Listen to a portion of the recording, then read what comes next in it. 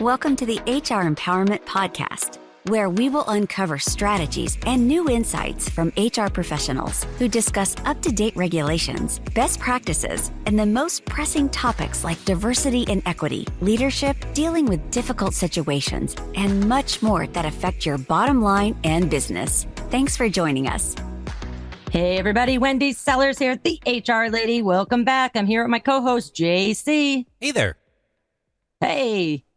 So happy that you're back in town. I missed you on a podcast recently. Can't do this without you, dude. Well, I'm going to tell you, it's all about keeping up a high level of motivation. And Wendy, believe it or not, being a motivated workers outperform workers with low engagement. Believe it or not, by 202%. That's more than 60% of employees with a best friend in the workplace, which are twice as likely to achieve full engagement at the end of the day. I'm hitting you with some stats right away. Talk about motivation. Wendy, back to you.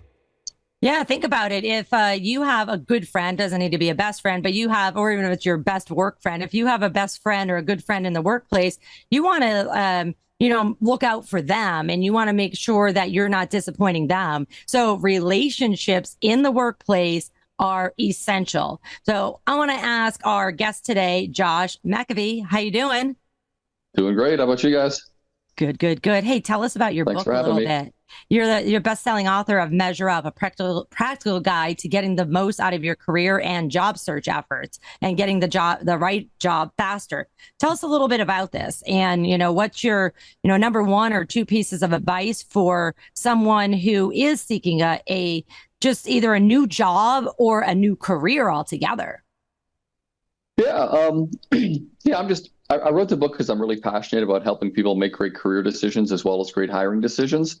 And after a few hundred people told me I should write a book and I sold my last company, I tried to figure out what the heck I should do. And so I figured, well, I might as well write that book. But the book is geared to help people that are stuck in a job that they don't feel like they're getting anywhere, and they feel trapped, or they're in a career transition, be it their own doing, decision, or the decision was made, without them, that they were let go, to really kind of focus in on the things that'll get them further faster, and do things in the right order.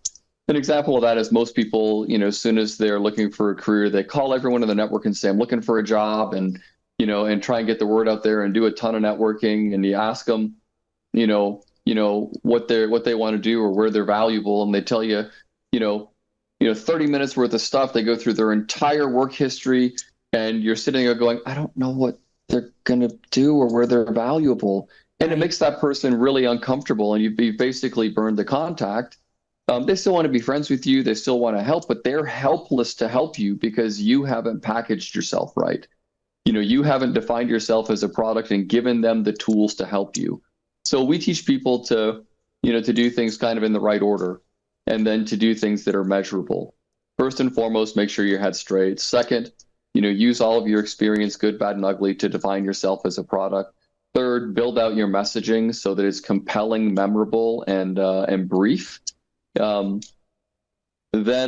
put a list together of who is in your target audience, what type of companies, the things that you would be running towards, type of company, size of company, industry, geography, all of those things, and then go to your network and start doing outreach in the areas where you're going to have the most traction. And within your network and the places that you're doing that, to really make sure everybody understands the who, what, when, where, why, and to whom you're valuable. So if they come across it or they know somebody, they can make an introduction that's not going to make them look stupid, or make anybody uncomfortable. Yeah, you know what? I want to jump in on the employer aspect of that too, because it's the same.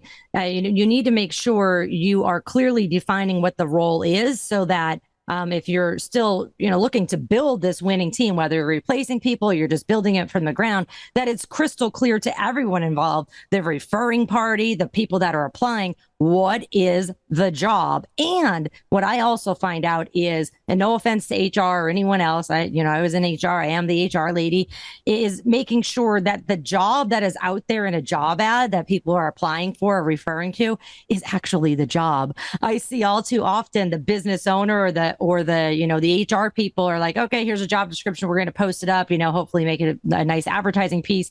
But it turns out when the manager gets the interviews, they're like, this person does not have the skills at all. And I often find that, oh, that's an old job description. We're not using that anymore. Yeah, I definitely see that. Our process with our company, and what we train TA leaders and TA specialists, talent acquisition people to do, is to look at the job description through the lens of what is the business need. And then we have a whole list of questions that we ask that help ferret out the business needs. And then we compare that to the job description with the hiring managers. And even the best of them, we usually find, on an average, we probably find that the job description is 30 degrees off in any direction. The bad ones are 50 to 70% off. And the good ones are 5 or 10% off. And we find the exercise of mapping business needs through the job description to the interview process and questions, to scorecards, and then making sure everybody in the interview process is aligned on those things. We often find on that last piece that different stakeholders view the job and its value differently.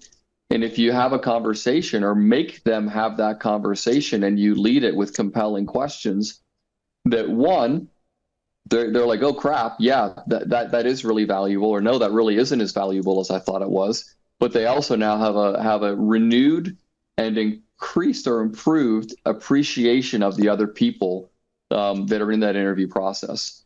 And then the interview goes much better, and we can help them write a much more compelling job description that'll attract the right people and detract the wrong ones. Yeah, I love that. So getting it right before you place that job out, I cannot say it enough. It's so important for everybody involved to not put a job ad out because it's probably wrong. Maybe not probably, but often it's wrong, it's outdated, and everybody involved is not on the same page, including the people that are applying and then aren't out there talking negative about your company. So thank you so much. This has been so very helpful. We're going to wrap up this episode 3 of our 5-part series on helping people make great hiring and career decisions. And next up in our episode 4, we are going to be talking about the future of work, adapting to change. Thanks for joining us. Thank you for joining the HR Empowerment Podcast, brought to you by Aurora Training Advantage. We hope you've gained new insight and strategies to navigate the HR profession. We look forward to you joining us again on the HR Empowerment Podcast.